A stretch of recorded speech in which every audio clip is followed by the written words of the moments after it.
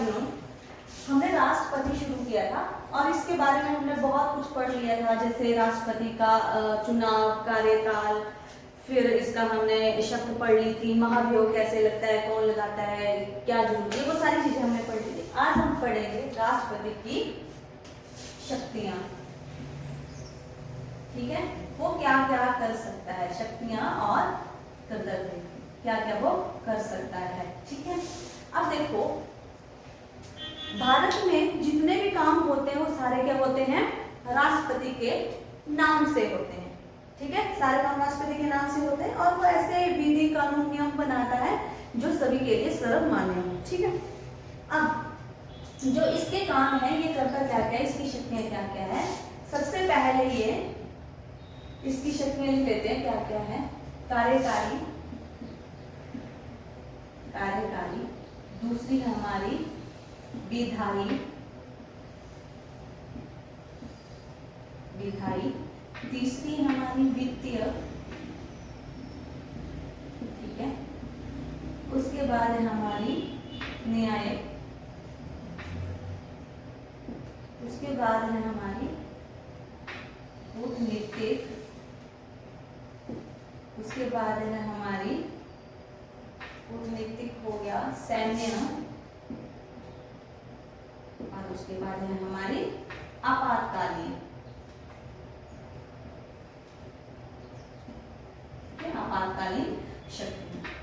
Clear, तो ये power जो है वो प्रेसिडेंट के पास रहती है। ठीक है, सबसे पहले बात करते हैं कार्यकारी शक्तियों की। ठीक है, सबसे पहले किसकी बात करते हैं, कार्यकारी शक्तियों की, कि वो क्या क्या काम करता है, क्या क्या किस किस डिपार्टमेंट में किस किस को वो नियुक्त करता है। ठीक है, तो बात आती है कार्यकारी जो उसकी शक्तियां हैं। ठीक है, कार्यकारी शक्तियां, अब वो क्या क्या करता है देखो।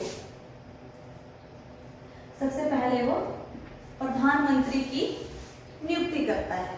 क्या करता है, प्रधानमंत्री की नियुक्ति करता है वो सबसे पहले। उसके बाद अन्य जो मंत्री होंगे, अनदर मिनिस्टर जो होंगे, ठीक है, उनकी नियुक्ति करता है और ये सारे उसके पश्चात पर्यंत ही अपने पद पर रह सकते हैं। ठीक है, उसके बाद वो भारत के महान्यायवादी की नियुक्ति करता है, अटॉर्नी जनरल ऑफ इंडिया। एक एडवोकेट है, लीगल ऑफिसर है ये भारत सरकार का। ठीक है, इसकी नियुक्ति करता है और इसके वेतन और भत्तों को वो निर्धारित करता है। ठीक है, उसके वेतन भत्तों को वो निर्धारित करता है कि इसको कितना वेतन मिलना चाहिए, क्या वेतन इसको मिलना चाहिए। उसके बाद जो है ये कैग, ये आगे पढ़ाऊंगी आप। ठीक है, कैग की वो नियुक्ति करता है। उसके बाद ये किसकी नियुक्ति करता है, मुख्य चुनाव आयुक्त की, मुख्य चुनाव आयुक्त की, और अन्य सदस्यों की नियुक्ति भी ये भी करता है। ठीक है, उसके बाद ये क्या करता है, संघ लोक, जो हमारा संघ लोक सेवा जो है इसके अध्यक्ष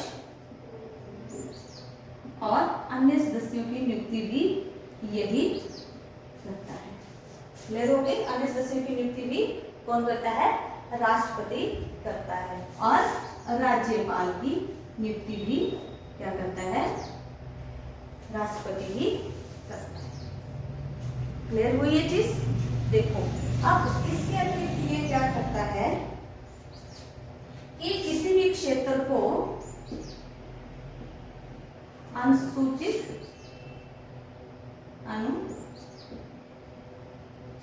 क्षेत्र का दर्जा जो है वो दे सकता है। ठीक है, और क्या करता है ये,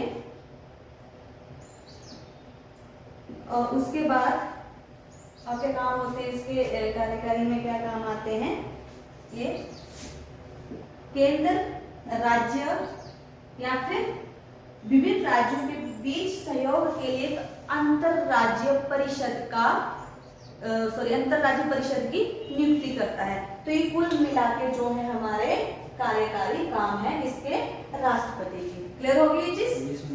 आगे बात करते हैं इसके विधायी काम, जो इसकी विधायी शक्तियां उसके अंदर ये क्या क्या काम करता है।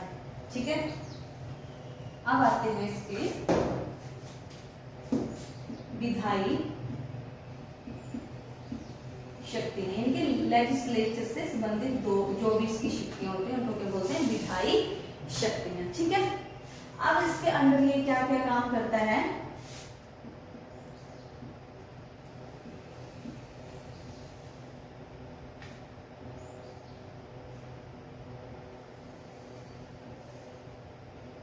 ठीक है, क्या क्या काम करता है, कुछ आइडिया है? ठीक है, सबसे पहले ये लोकसभा को विघटित कर सकता है।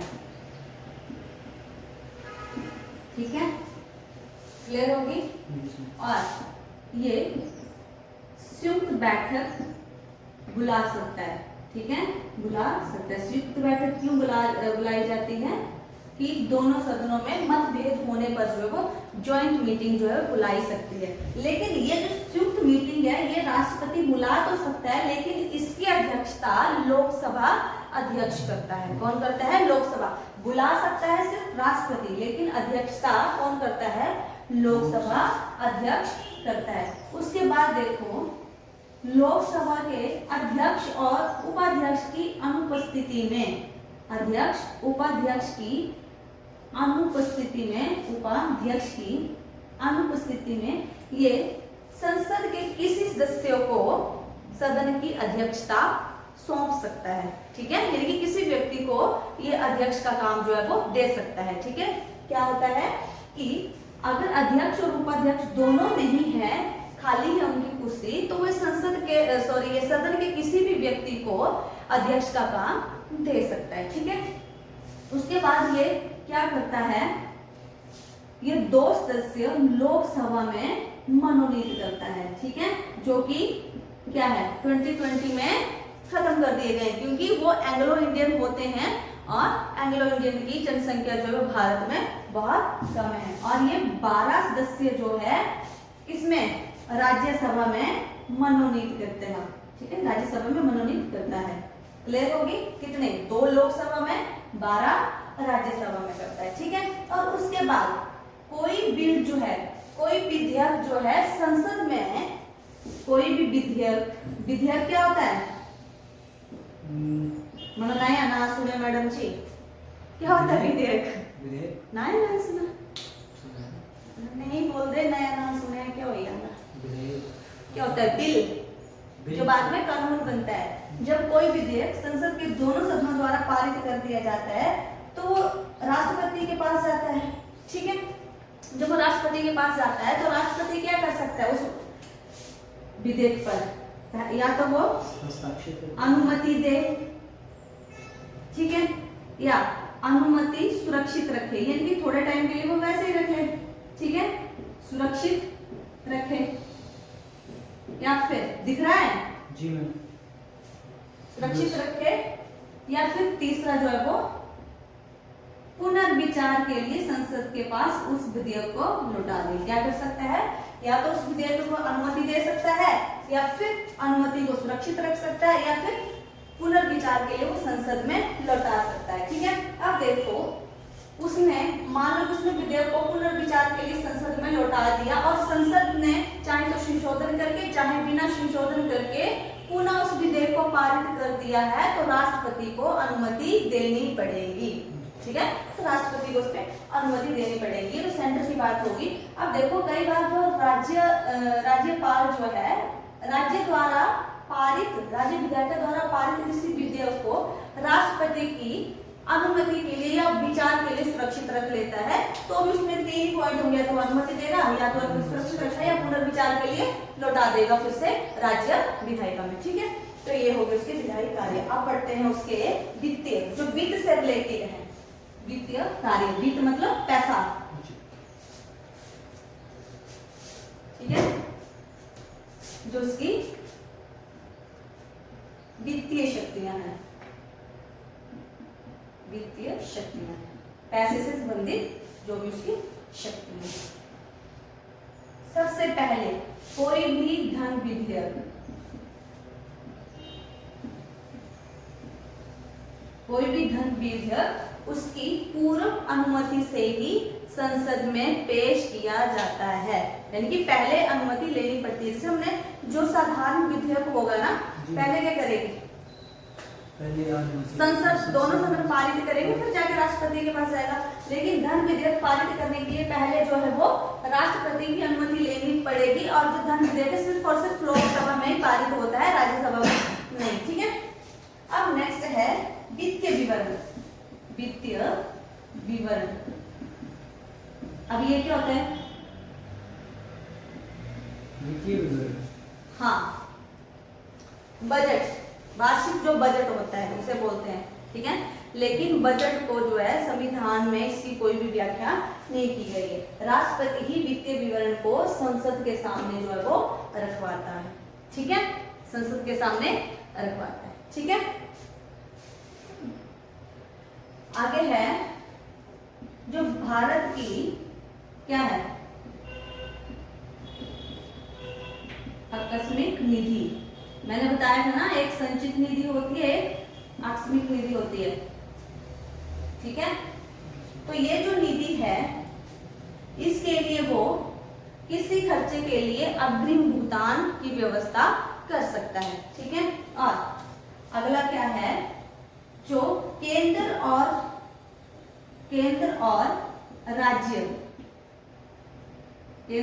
राज्य के बीच जो हमारा राजस्व आता है, जो कर आता है, उसके बंटवारे के लिए, क्योंकि कुछ एक पार्ट जो केंद्र को जाता है, कुछ एक स्टेट को जाता है, तो उसके बंटवारे के लिए वो क्या करता है, हर 5 वर्ष में वित्त आयोग की जो है वो नियुक्ति करता है। क्या करता है? वित्त आयोग, फाइनेंस कमीशन, वित्त आयोग की जो है वो नियुक्ति करता है। क्लियर होगी चीज?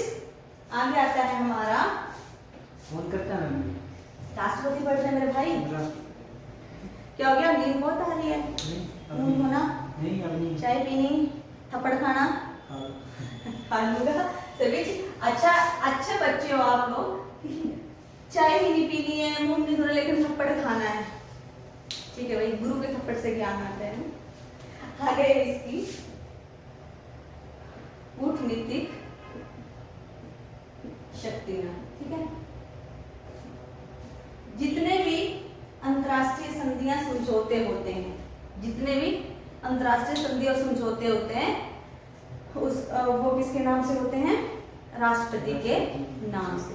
ठीक है, और इसमें क्या करता है, ये दूतों की और उच्च आयुक्तों की नियुक्ति करता है, यानी कि दूत भेजना किसी कंट्री में या किसी कंट्री से आना, उनका सभी का स्वागतम या भेजना, ये सारे काम किसके होते हैं? राष्ट्रपति के होते हैं। ठीक है, आगे आपका सैन्य शक्ति। आपको पता है कि सैन्य शक्ति में क्या आएगा? एक ही बात आएगी कि राष्ट्रपति जो होता है तीनों सेनाओं का, जल सेना, थल सेना, वायु सेना, तीनों सेनाओं का सर्वोच्च सेनापति होता है हमारा राष्ट्रपति। ठीक है, अब बचती हैं इसकी आपातकालीन शक्तियां। ठीक है, कौन सी शक्तियां?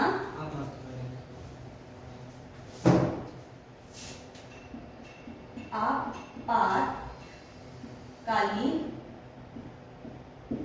शक्तियां। ठीक है, तो वो है 3। पहला है कौन सा? राष्ट्रीय आपातकाल, आपात, जो कि लगता है 352 के, और अनुच्छेद है ये। ठीक है, तुम सोचोगे मैडम ने 352 क्या लिख दिया। आगे है आपका राष्ट्रपति शासन, ये लगता है 356 अनुच्छेद के अधीन। और अगला है वित्तीय आपात, ये लगता है 360 अनुच्छेद। ये पढ़ेंगे हम डिटेल से कल। कि अधिकतम समय कितना होना चाहिए, इसका बेस क्या होना चाहिए, क्यों लगता है, कितनी बार लगा है आज तक, ये सारी चीजें, और साथ ही राष्ट्रपति से रिलेटेड जो अनुच्छेद हैं वो भी हम कल पढ़ेंगे, क्योंकि आपको जब लंबी क्लास लगती है तो नींद आती है। नींद अब क्या करें, नींद भी तो भगाना जरूरी है ना। ज्यादा खा लोगे तो क्या होगा, डाइजेस्ट नहीं होगा, इसीलिए थोड़ा थोड़ा खाएं, ठीक है। तो धन्यवाद।